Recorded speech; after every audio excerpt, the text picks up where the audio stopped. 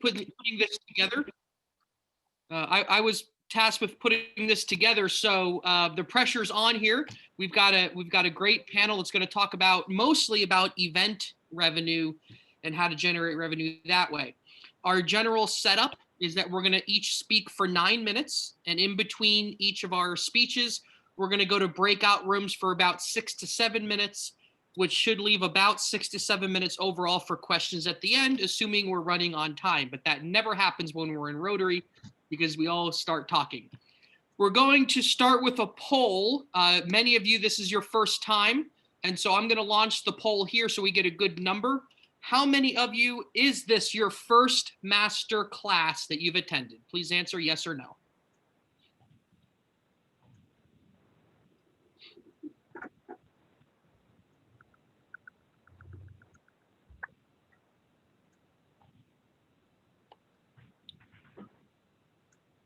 Well, it looks like this one's going to the Supreme Court because we have exactly a 50-50 split with no mail-in ballots left to be counted that I'm aware of. So it's a 50-50 split. 15 of you, this is your first time, so welcome to the Rotary Masterclass. This is on generating revenue. And I'm going to start. My name is Rick Smith. I am the president of the Marietta Morning Rotary Club. I've also been a part of another Rotary in Alamo Heights, which is a suburb of San Antonio, Texas. Both of the clubs operated in kind of the same way. They had a lot of members, and the members generated most of the revenue, either from their own businesses being sponsors or their memberships creating that revenue for us. And then each of them had their unique attributes and their unique events. I'm going to first open up by talking about common ways that Rotaries generate revenue. The first and perhaps the most obvious, but one that we actually overlook a lot, is that we are a membership-based organization. And if you compare us to, let's say, a YMCA, or even go back to college and think about the fraternities and the sororities, their memberships were always what drove their revenue. They either had to constantly recruit new members and or they had to retain their current membership. And that's the same thing that we do in Rotary. Every year, I'm sure you look around and say, what new members can we bring in? Not only because we want to spread the good word of Rotary, but because we need membership revenue. And I'm going to explain a little bit about that and why that's good and why that's bad. I'm also going to talk about donations, a very popular event-based revenue or event-based sponsorships, social media and the risk that many people take with social media. And I'm going to close with an example of our event before we go to a breakout session and then eventually the other speakers. Let's first talk about memberships. And I haven't even started my own timer yet, and I'm the host. So I'm going to take 3 minutes off of my time here and start it now. There we go. We renew memberships every year. We have to retain our members. And it's often easier to recruit than it is to retain. Think about your current membership, and I challenge you and your leadership in your club to do a little data analysis. How many of your members are over 3 years of their membership? Chances are you're going to have them for a very long time. It's the ones that are new up to the first 3 years where we could lose interest. They lose interest because they haven't found a connection yet, or they lose interest because their work changed, or maybe we're not doing a good job of engaging them.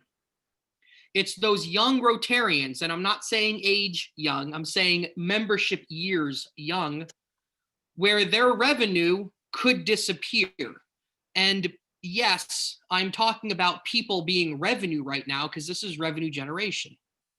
And so we have to continually find a way to retain and recruit those members. And a lot of that also has to do with what demographic you're trying to bring in. If you're trying to be more strategic about, well, we need more lawyers, we need more doctors, we need more bankers, we need more teachers, and trying to find those disciplines, or if you're trying to hit a certain age group, and each of that's going to be different for every club. But the important part here, and our district, I believe, is working on this, is how to retain those members that are 1 to 3 years in the Rotary. The next thing I'd like to talk about is donations. Donations is a word that's thrown around a lot. As a current college professor, and I talk to our students in our event management class all the time, the first thing they say is, well, we'll go get donations. And my first question to them is, why would someone donate to you? What are we doing differently in our Rotaries that someone else is not doing? Are we getting the donations from outside, or are we getting the donations from ourselves? What I really don't like about my Rotary is that we ask for donations and it all comes out of our pocket. We're generating our own revenue and we're recycling our own revenue. We should be going out and getting donations from other people as well. And that's hard. And it's scary because it's sales and it's picking up the phone or it's knocking on a door. So think about how your clubs are getting donations when we get into these breakout rooms. Most of the time, people want to donate to a cause. And is that cause, let's say, literacy? If it is for Rotary, examine who else in your region, in your town, is doing the same thing. If we're all donating to the same thing and there's 5 clubs doing it, are we all going to be successful, or are we splitting everyone's individual dollar as opposed to coming together and making one large effort that's all cohesive? Let's talk next about event-based sponsorship, which is where most of our evening is going to take us tonight.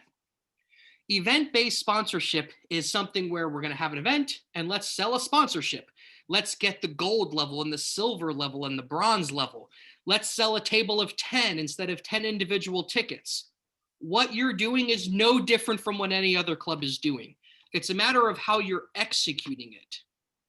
Sometimes it costs more to put on the event than you're actually going to make. You have to really sit down and do a risk analysis.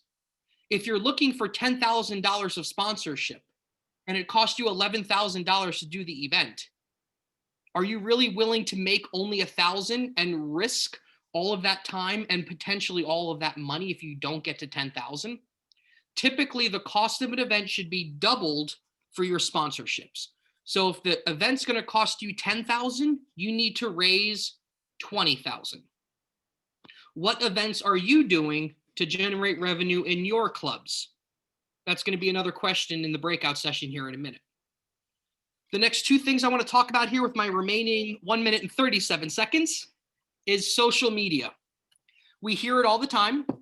Well, we need more social media. If we put it on social media, people are going to follow us.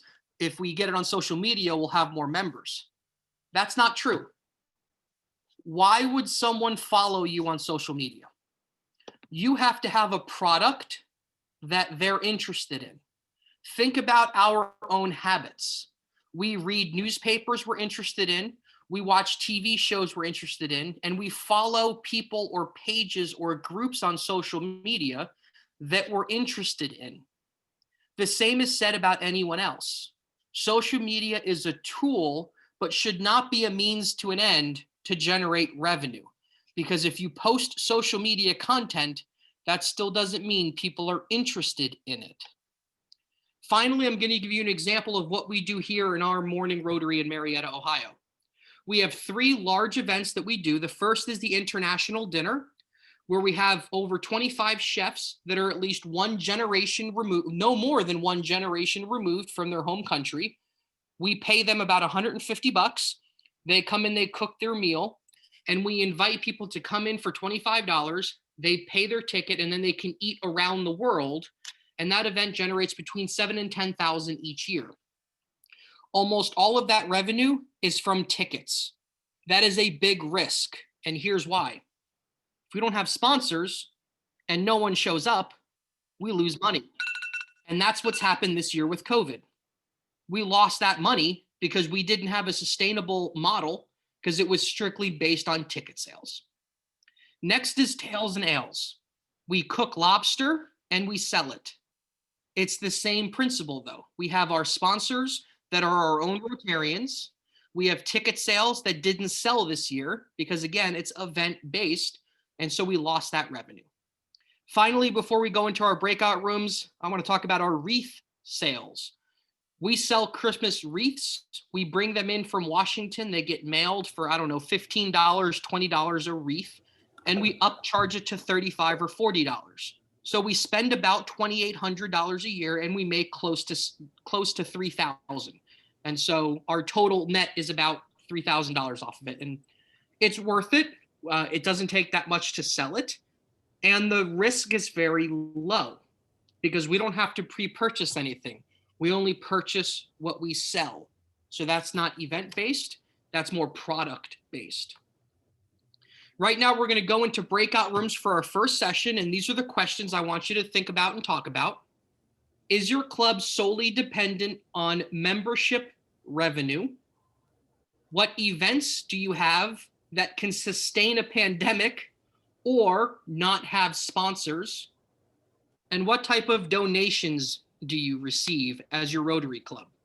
We're going to go into breakout rooms now for about 6 minutes. As soon as you get into the breakout rooms, we'll start the timer, and then we'll come back for questions.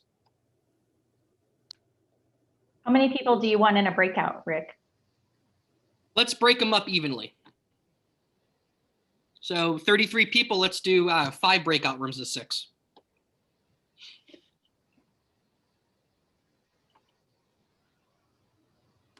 You should get a pop-up to join the room.